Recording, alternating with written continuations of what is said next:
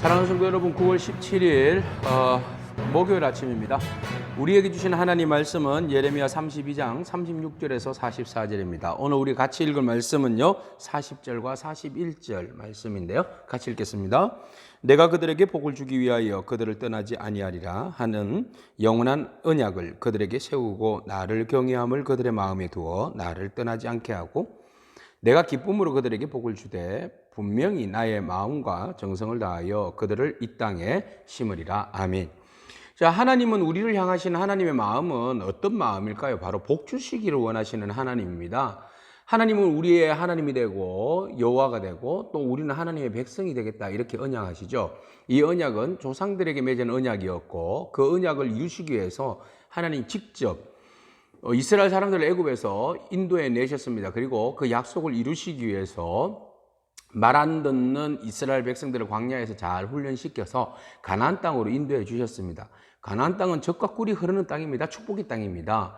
그곳에는 하나님의 언약의 말씀이 있고 땅이 있고 하나님이 통치하심이 있는 아주 완벽한 하늘나라, 하나님 나라의 모범입니다.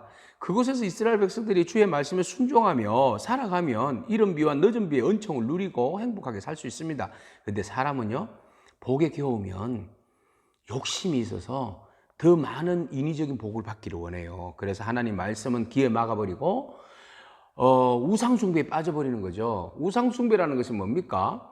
자기의 욕심의 투영이라고 그랬어요. 더 많은 욕심을 채우기 위해서 하나님이 아닌 곳에 형상이나 나무 뭐 이런 것들을 만들어서 거기에다가 자기의 그 욕심을 투영하는 거예요. 복을 비는 거죠. 이것이 끊임없이 자행되었던 겁니다. 그래서 하나님 한 분으로 만족해야 할 이스라엘 백성들이 그렇게 하지 아니하니까 하나님께서 끊임없이 선지자들을 통해서 너희는 내 백성이야 이렇게 외칩니다. 그 말씀은 뭐죠?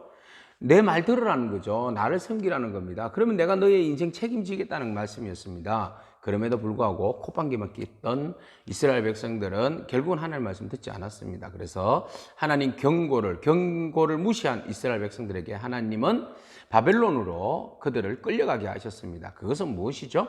징계로 인하여서 멸망시키기 위함이 아니라 오히려 그곳에서 깨닫게 하시는 은혜였습니다. 그래서 제가 지난번에 말씀드렸죠. 컴포트 존이라고 안전지대, 예루살렘이 더 이상 그들에게 안전지대가 아니었던 겁니다. 그래서 하나님은 바벨론에서 그들을 징벌 가운데 다시 깨닫고 하나님의 그 관계를 온전히 회복함으로 인하여서 그곳, 하나님이 계시는 그곳이죠. 하나님이 계시는 그곳이 비록 바벨론이라는 땅이라 할지라도 그곳이 바로 그들에게는 생명에 있어서 안전지대가 되는 것이었던 겁니다. 그것을 알게 하기 위해서 하나님 그곳에서 징벌이 아닌 재앙이 아닌 평강 주시려고 또 그곳에서 미래에 대한 소망을 품게 하시려고 하나님은 그들을 이제 바벨론으로 옮기신 겁니다. 바벨론은 훈련의 도장이기도 하지만 그것은 축복의 땅이기도 했습니다. 자, 이렇게 해서 하나님께서 예레미야를 통하여서 예언해 주셨고 결국은 그들을 돌아오게 하겠다, 회복시켜 주시겠다 이렇게 말씀하십니다. 그래서 하나님의 징계의 목적은 멸망이 아니라 회복에 있습니다. 그래서 징계의 과정을 우리가 잘 견뎌내야 됩니다. 어떤 의미에서 피할 수 없으면 절개해야 된다고요. 그 징계의 과정은 우리로 하여금 끝이 멸망이 아니라 회복에 있기 때문에 그 과정을 잘 인내하고 이겨내면 우리에게 있어서 성결과 그리고 성숙함으로 나아갈 수 있는 두 가지 유익이 있는 겁니다. 그래서 하나님께서는 이스라엘 백성들을 이제 칼과 기근과 전염병으로 이스라엘 백성들을 심판하고 바벨론 왕의 손에 넘겨서 이제 결국은 그 과정을 겪게 하죠. 그러나 보십시오. 37절 하나님의 노여움과 분함과 큰 노를로 인하여서 그들을 내쫓았지만 이제 그들을 모아들여서 이곳으로 돌아오게 하여 안전하게 살게 할 것이다.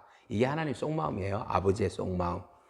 흩어졌던 내보냈던 그들을 징계했던 이스라엘 백성들을 다시 하나님 불러 모아서 이곳에서 안전하게 살게 하겠다. 그죠? 안전하게.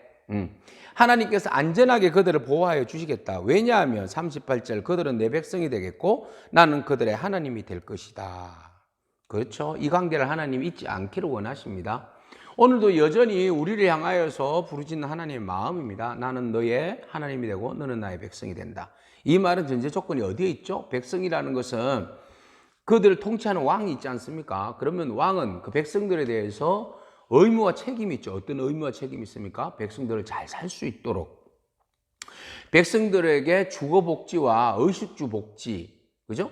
이것을 책임지고 안전의 복지, 안전, 적으로부터 지켜주는 그 강한 나라를 유지해야 되고요. 백성들에게 먹을 것을, 복지를, 혜택을 줘야 합니다. 이것이 바로 백성과 왕의 관계죠. 그러면 백성들은 의무와 책임을 또 다해야 됩니다. 왕을 잘 섬겨야 되죠. 그리고 자기에게 주어지고 맡겨진 일에 대해서 최선을 다해야 되는 거죠. 이렇게 해서 왕과 백성과의 온전한 관계가 회복되어지는 겁니다. 그래서 하나님은 백성들에게 내가 너희들의 그 의식주에 대해서 책임져 주겠다. 안전에 대해서 적으로부터 보호해 주고 내가 너희에게 의식주를 책임져 준다. 그런데 너희들은 내 말을 잘 들어야 된다. 그 말은 뭐예요? 하나님의 말씀에 대한 순종입니다. 그러니까 이스라엘 백성들이 말씀에 대한 순종을 하지 않았기 때문에 결국은 채찍을 맞은 거잖아요. 그래서 하나님이 이제 그 애굽 바벨론 땅에서 이제 너희들이 정화 과정을 거쳐서 다시 내가 돌아오게 할 텐데 그때는 이제 너희들이 내 백성으로서 내 말을 듣게 하고 내 말을 듣는 너희들 내가 끝까지 책임져 주겠다는 겁니다. 그래서 돌아온 백성들에게 원하시는 마음이 있어요. 한 마음 한 길이에요. 39절 내가 그들에게 한 마음과 한 길을 주어서 자기들과 자기 후손의 복을 위하여 항상 나를 경외하게 하고 보세요. 한 마음 한 길. 이때까지는 두 마음이었어요. 하나님을 향한 마음과 세상을 향한 마음. 그죠? 하나님이 온전히 한 분만으로 내가 만족해야 하는데 하나님 한 분만 만족하지 않는 거죠. 더 많은 만족을 위해서 세상의 눈을 돌렸다는 거예요. 아니요. 이제는 여러분 우리의 눈과 시선을 오직 하나님께만 집중하기를 원합니다. 하나님만 경외하기를 원합니다. 한 마음으로 한 길을 걷기를 원합니다. 주님만이 우리의 길과 진리와 생명이잖아요. 주님만 바라보기를 원합니다. 주님만 경외하기를 원합니다. 내 백성은 나를 경외하게 하기 위하여서 창조하셨다고 말씀하셨잖아요. 우리가 할 수 있는 일은 오직 하나님을 경외하는 겁니다. 두려워하는 마음, 창조주 하나님, 우리의 모든 것을 이끌어지고 책임지시는 전능한 하나님, 엘샤다이 하나님이시잖아요. 그죠? 우리에게 복 주시는 하나님, 우리의 왕 되신 하나님 앞에 온전히 우리가 잘 경외함으로 섬기는 거예요. 잘 경외하고 섬긴다는 것은 하나님의 말씀에 순종하는 겁니다. 순종하고 나아가고 오직 하나님만 바라보고 한 마음으로 주님만 바라보고 나아가면 하나님께서 40절 오늘 읽은 말씀이죠. 복을 주시겠다고 말씀하시잖아요. 내가 그들에게 복을 주기 위하여서 난 떠나지 않겠다. 임마누엘 하나님. 내가 이제 떠나지 않는다. 너희들 떠나지 않는다. 왜? 내가 너희에게 복을 줘야 하기 때문에. 나는 너희와 함께 영원한 언약을 세웠잖아. 그래서 내가 나를 경외하는 너희들을 그들의 마음에 내가 있겠다. 그리고 떠나지 않겠다. 그리고 나는 기꺼이 기쁨으로 그들에게 복을 주겠다. 그리고 분명 나의 마음과 정성을 다하여 그들을 이 땅에 심으리라. 하나님의 플랜, 계획, 생각은 여기에 있어요. 이스라엘을 영원히 하나님의 약속의 땅에 심기를 원하세요. 그리고 그들에게 복 주기를 원하시는데 그 복을 주심에 기쁨이에요. 기쁨. 하나님은 우리에게 복 주시기를 기뻐하십니다. 여러분, 그 복 주시기 기뻐하시는 하나님께서 경외하는 자들에게 복을 주신다고 하신 이 신실하신 약속의 말씀, 언약의 약속이 우리 가운데 온전히 이루어지기를 축복합니다. 아멘.